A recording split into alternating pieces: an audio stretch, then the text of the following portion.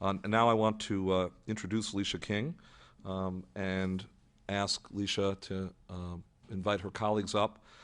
There's this terrific collaboration in New Haven, quite nascent, around the notion of wraparound services called Boost, which is in part a collaboration with the United Way.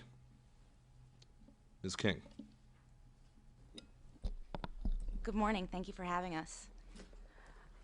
So I'll just give you a little bit of background. About 2 years ago, as many of you know, the mayor and superintendent launched a very comprehensive school reform initiative in New Haven. It has some pretty broad-reaching goals, which are to close the achievement gap, cut the dropout rate in half, and make sure that all of our graduating students are academically prepared and financially able to go to and succeed in college. That plan has 3 planks to it. The first is making targeted interventions in the schools. They've gone about tiering the schools into 3 different levels and creating different interventions in each.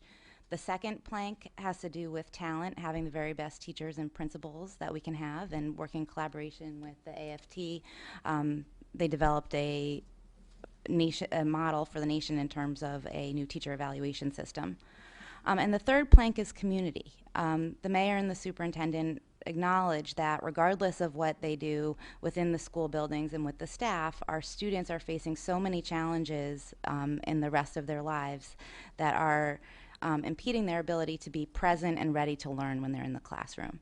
So they came to the United Way and asked the United Way if they would take the lead in terms of determining what the city and the school district and all of the nonprofits and agencies in town could do together to support students in their non-academic lives in order to prepare them for success in academics. So from there, Boost was launched. Boost is a 3-way partnership between the United Way, the New Haven Board of Ed, and the City of New Haven.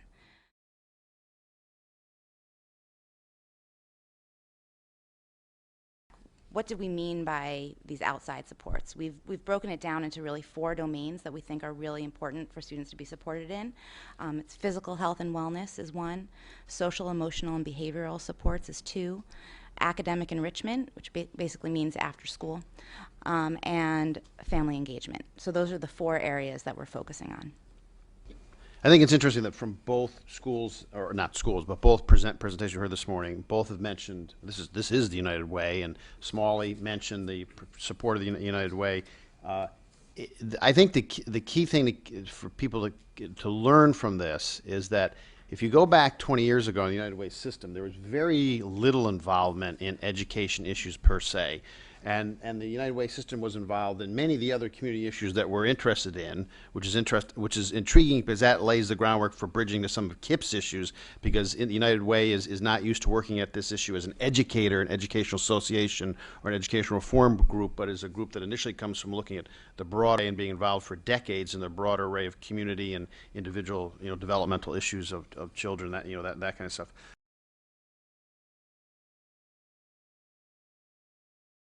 The United Way, and the Lieutenant Governor just emphasized this, is really playing that role of a linchpin in New Haven. And I was really blown away, I will say, that when Leisha and her colleagues from the various regional United Ways came in recently to the Education Department. Leisha, I think it was 2 weeks ago, perhaps? I was blown away by the new role of the United Way in Connecticut.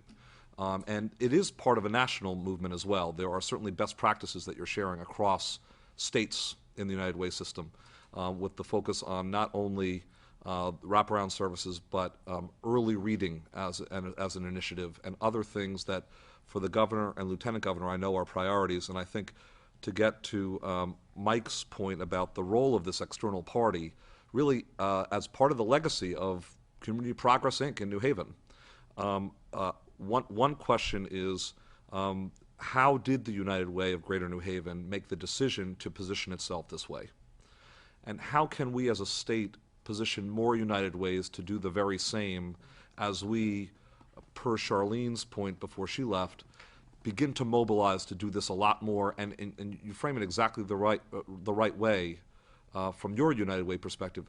We're in this age of unfortunately constrained resources. The reality is we can't simply boost with influxes of a lot more money. Maybe there's glue money that can be provided to coordinate folk.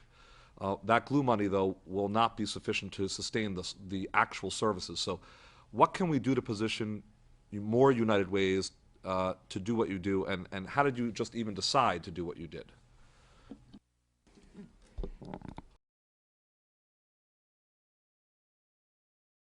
So the United Way of Greater New Haven actually started down this path almost 10 years ago in doing a regional needs assessment with about 30 other community partners and businesses. And out of that needs assessment identified two overarching issues that really were the priority for the region, and ones that we've held on to since that time as the guiding force for our work. And that's the education disparity that exists in our region, and also the economic disparity that exists in our region. And obviously those are completely intertwined. You can't separate them. And so since the results of that work, that was actually called Compass, and that was something that was done by many United Ways across the United Way system, we've really been working to be very clear about what we are about. We are not all things to all people. We are focused on education and income or financial stability. And to a lesser degree, health. Much of our health work is tied into our education work. We don't see that, we don't treat that in New Haven as a standalone. So we had been working to change how we were using our resources over time, and to be much more involved with early childhood through our Success by Six work, in education issues, as Commissioner Miotti pointed out, Mike pointed out. And we started working much more around workforce development issues and income stability. We had reached out and have been working with lots of different partner organizations in the community on those issues since that decision in the early 2000s.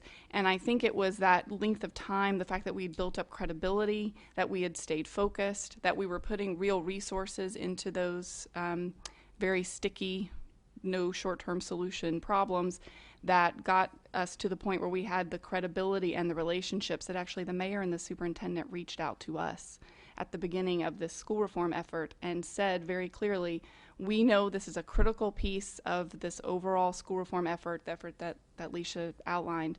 We cannot do this alone. We know it's critical, and we need you to help us with it. And I have to say, our board stood right up and said yes, because they knew this was the right direction for us as an organization and as a community in terms of our ability to play that glue role. We use that term too, and we keep trying to come up with a better one because sometimes people look at us funny. But we see the importance of that glue role in terms of being able to bring different entities, different parts of the community together around a common goal and working in the same direction.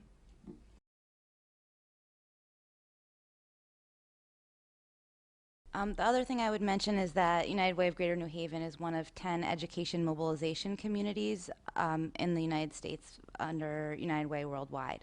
So we have committed to United Way Worldwide that we will be very open about sharing what we're doing, how we've gone about doing it, so that we can be used as a model for other United Ways across the country.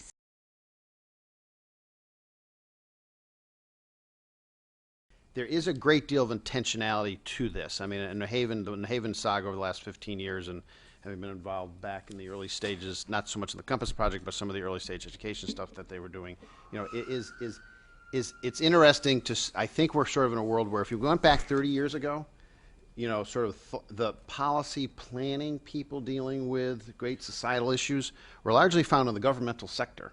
And what happened, I think, over the last 30 years, at least in the state of Connecticut, is due to budget pressures, most agencies have shed those positions that, you know, used to do that kind of sort of intentional planning. Maybe back then in old planning methodologies aren't so relevant anymore or whatever. But, and philanthropy really didn't do much. It was just sort of, oh, you told me about a good program, here's money. Or the United Way model really was, we just fund the same partners over and over again, and it's always, and a lot of those old partners are no longer funded in United Ways that went through this change process. And because of I think because of the high role of the corporate sector, there was a demand from their boards that it be very intentional and very thought through and very engaged. And so we now, I think, in a world where sometimes the sort of policy approach, the capabilities to be intentional about a change agenda, as the architecture of doing it, not necessarily the issue-specific depth on whatever it might be, but on the way, how do you do that in a thoughtful, intentional way that gives a framework for people to buy into and co-invest with, is largely in a couple of, United Way and a couple of foundations that I know well, and you know well, they have this capacity, and we have kind of don't have it anymore, in state aid. Yes, I'm not, there are pockets, I'm not, and we have to figure out how to pull this together, because that's what we desperately need to do, is to be intentional about what we're doing, not just sell programs or best practices here and there, because then you end up ultimately with a mishmash, but to be intentional about system change or community change, regional change at the scale that works, that actually delivers. And the beauty of the RBA approach is if you do it right, and again, it's not always done right, but if the RBA is done right, it starts with the measure at the population level, so incidental, anecdotal success stories that don't change the overall community or state level of achievement gap don't count as success under RBA over a 5 or 10 year period.